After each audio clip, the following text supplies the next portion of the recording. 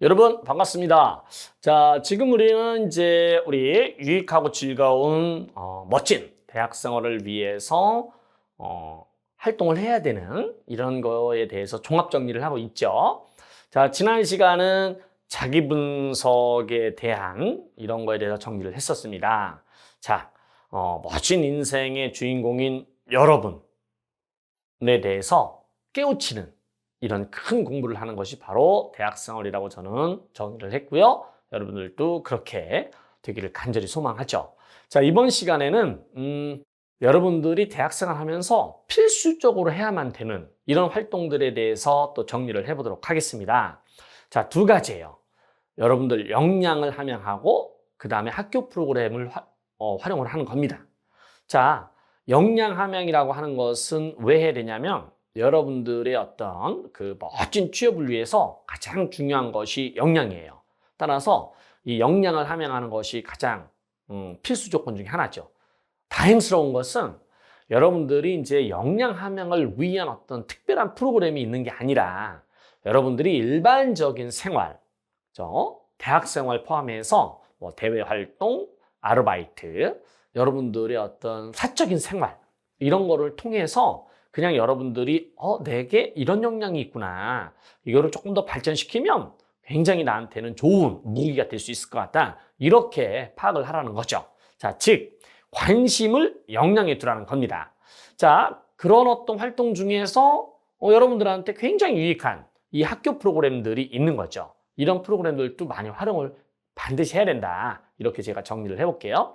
자, 기업의 채용 기준 딱 보고 이것만 보더라도 바로 다 역량이에요. 여러분들이 그냥 생각하는 스펙, 별로 그거는 높은 포지션을 차지하지는 않습니다.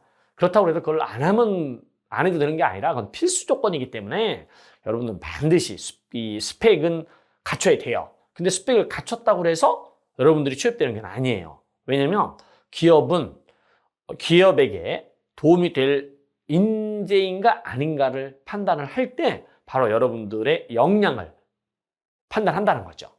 자, 이게 제가 이제 취업 준비 체크리스트를 정리를 했어요. 자, 1단계는 우선 취업 현황을 인식함으로써 여러분들이 잠자고 있는 이런 어떤 의식을 좀 깨우치자. 그래야 여러분들이 동기유발이 되죠. 그런 다음에 이제 자신을 파악하는 거죠. 그래야 이제 진로 탐색을 할 수 있으니까. 자, 그런 다음에 취업을 본격적으로 준비할 때 두 가지가 조건이 필요한 거죠.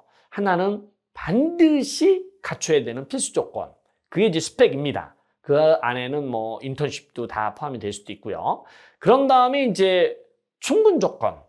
자, 필수 조건인 스펙이라든가 이런 거를 다 갖췄어요. 자, 그런 다음에 충분 조건은 여러분들이 특별히 어떤 활동을 통해서가 아니라 아까 얘기했던 대로 여러분들의 모든 활동을 통해서 여러분들이 역량을 파악을 하는 겁니다. 그러면서 여러분들의 역량을 또 쭉 발전시키는 거예요. 자, 충분 조건을 보면 여러분들이 이제 그 증빙 자료들이 있죠. 이력서에 기술하는 증거들.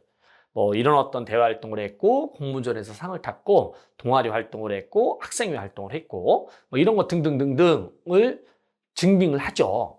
그런데 그 증빙 자료로서 제시하는 이런 활동에서 진짜 필요한 것은 그런 어떤 활동들을 통해서 여러분들의 역량을 쌓은 그게 중요합니다. 자, 그러면 예를 들어 인턴십만 하더라도 사실은 스펙에 이렇게 쭉 이력서에 쓰려고 하죠. 그 목적 때문에 하는 건데 그러지 말고 이왕이면 하는 거. 이 인턴십을 통해서 내가 어떤 역량이 있는가를 파악을 하자는 거죠. 그러면 인턴십 자체도 훨씬 더 좀 덜 지겹습니다. 그리고 굉장히 칭찬을 많이 받아요.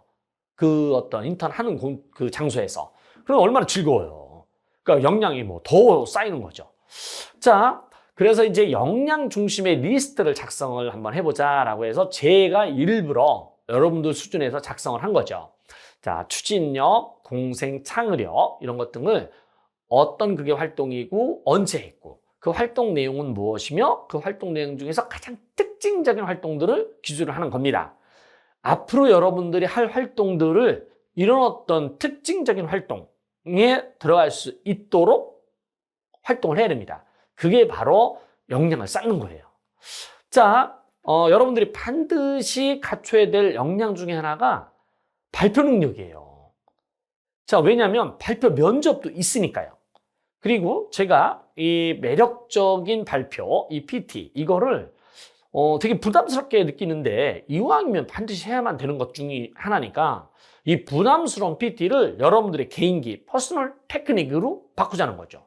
자, 그러려면 요령이 있죠. 요령이 있는데 그거는 자, 제가 이제 아주 간단하게, 너무너무 간단하게 한 주차 설명을 드렸어요. 자, 매력적인 PT란 청중의 입장에서 청중과 소통을 하면서 청중의 마음을 사로잡는 발표라고 제가 정의를 했어요.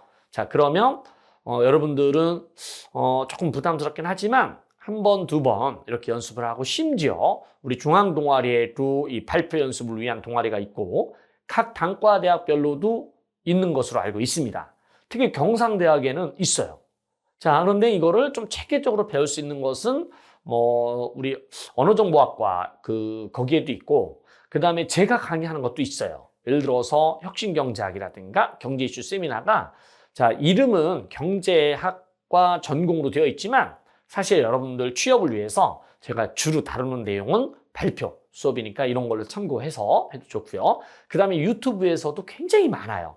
근데 이런 어떤 발표와 관련돼서 제가 청중의 입장에서 청중하고 소통을 하면서 청중의 마음을 사로잡는 PT라고 했죠.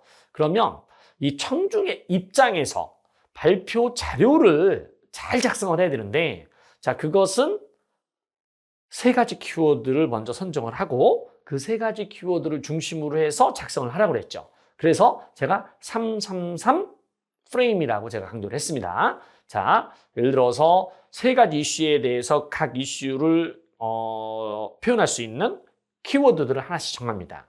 그러면 그 각 키워드별로 이 세부 항목을 또 세 개를 정해요. 그런 다음에 그 세 개의 세부 항목에 대한 어떤 간단한 설명 이런 것들을 이제 세 개씩 쓰는 거죠. 자, 이런 지금 보시는 표처럼 작성을 하면 이런 거는 하나의 여러분들이 작성을 하는 거예요. 그러니까 학생들한테 이제 제가 이제 이런 발표 숙제를 줬더니 노후 건축물의 에너지 저감을 위한 그린 리모델링에 대해서 발표를 하는 겁니다. 아주 좋은 그런 어떤 사례라서 제가 여러분들한테 추천을 해요. 자, 발표에 있어서 가장 중요한 것은 발표 내용입니다. 발표력이 아니에요. 그러니까 발표 내용이 곧 선물 내용이고 그 다음에는 발표력은 포장이라고 그랬죠. 당연히 내용이 중요하죠. 그런데 그게 333 원리에 의해서 이렇게 프레임을 짜고 그 다음에 발표 자료를 준비하면 완벽하더라. 자, 그 다음에 이제 여러분들이 반드시 갖춰야 될 역량 중에 하나가 소통 역량이에요. 자, 왜 그러냐면 여러분들 선배들 실제로 보면 자기소개서에 소통을 잘한다라고 안 쓰는 사람이 단 한 명도 없어요. 모든 입사 지원서, 모든 취준생의 입사 지원서에는 소통 역량은 반드시 들어갑니다. 근데 과연 그러냐는 거예요. 여러분들 팀플 싫어하고 현장 가는 거 싫어하고 사람 만나는 거 싫어하면서 그런데 자소서에는 모든 사람이 소통을 잘한다고 써요. 근데 그 이유가 있을 거예요. 왜? 모든 기업이 요구하니까. 우리가 이제 삶이라고 하는 게 사람으로 분리가 된다고 그랬어요. 글자가. 그 사람과 같이 어우러져서 살아가는 게 우리 삶이기 때문에 소통 굉장히 필요한 거예요. 하지만 최재천 교수님 말씀처럼 우리 사람은 각 개인의 생명체이기 때문에 내 거를 보호하고 지키려고 노력을 해요. 소통이 될 수가 없어요. 근데 그 노력이 굉장히 필요한 거죠. 그래서 제가 이제 몇 가지 노하우들을 알려주었었는데 우선 데이비드 번슨 교수가 얘기한 게 이어.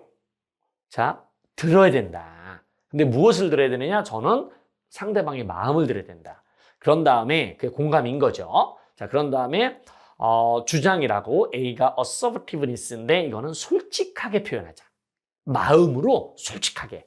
그러면서 상대방의 상대방 입장을 좀 존중해 주자. 역시 그것도 마음이죠. 그러니까 소통은 마음으로 하는 겁니다. 자, 소통을 위한 자세로서 제일 용어인 마당발 전략을 제가 강조를 하죠. 머리보다는 마음으로. 그 다음에 철저하게 상대방, 당신 입장에서 그 다음에 발로 다가가서 대면으로. 즉 SNS 기계 소통의 한계가 무인격이죠, 무음성이죠, 무표정이죠. 이러니 소통이 되겠어요? 안 되죠. 그러니까 지금 우리가 이 스마트폰이 발달하면서 사실은 우리 사회 전반적으로 완전히 그 진영 논리에 의해서 막 쌈박질을 하고 있는 거죠. 이 원인 중에 하나가 저는 이 SNS의 발달이라고 봅니다. 자, 대면으로 얼굴 보면서 목소리 듣고 표정을 보면서 또 인격이잖아요. 그럼 내가 뭔가 얘기를 좀 심하게 하면 상대방이 기분 나쁘고 상대방이 또 그렇게 얘기하면 내가 또 기분 나쁘고 이걸 서로가 느끼는 거예요. 그러니까 조심도 하죠. 그런데 SNS는 그게 없잖아요. 따라서 자, 소통을 위한 자세 마당발. 발로 다가가서 상대방 입장에서 마음으로 대화하는 게 바로 소통입니다. 그게 바로 마당발 전략인 거죠. 자, 멋진 취업을 위한 세 가지 필수 조건. 자, 면접관의 마음을 사로잡아야만 취업이 되는 거죠. 그러려면 내 실력을 경험이 아니라 이 세 가지 역량으로 증명을 해야 됩니다. 그렇죠? 그래서 제가 여러분들 멋진 취업을 위해서 몇 가지 팁도 줬어요. 자, 여러분들이 반드시 또 해야만 되는 것 중에 하나가 학교 프로그램 이용하는 겁니다. 아니, 다양스럽게 자, 우리는 인재개발원의 취업지원센터, 그다음에 인턴십을 지원하는 현장실습지원센터, 그 다음에는 창업지원단의 창업교육센터가 있어요. 창업교육센터하고 인재개발원은 2학생회관 2층, 3층에 같은 장소에 있어요. 그런 다음에 이 두 곳에서는 인재개발원은 꿈과 마일리지를 지금 쌓으면 장학금을 주고, 그 다음에 창업교육센터에서는 창업 프로그램을 많이 참여를 하면 그럼 또 마일리지가 쭉 쌓이면 장학금을 줘요. 자, 이러니까 그건 현금으로 주는 겁니다. 그러니까 여러분들 좋은 그런 어떤 프로그램을 이용을 하면서 여러분들 역량도 쌓고 그런 다음에 마일리지 쌓아서 장학금도 받고. 자, 마일리지 장학금은 없지만 여러분들이 반드시 해야만 되는 해외 체험을 후원하는 이 국제교류본부도 있어요. 그러니까 여러분들이 활용을 할 수 있는 프로그램들은 상당히 많습니다. 자, 여러분들 제가 항상 강조하는, 자, 여러분은 멋진 인생을 살아가라고 태어난 거지 고생하라고 태어난 게 아니에요.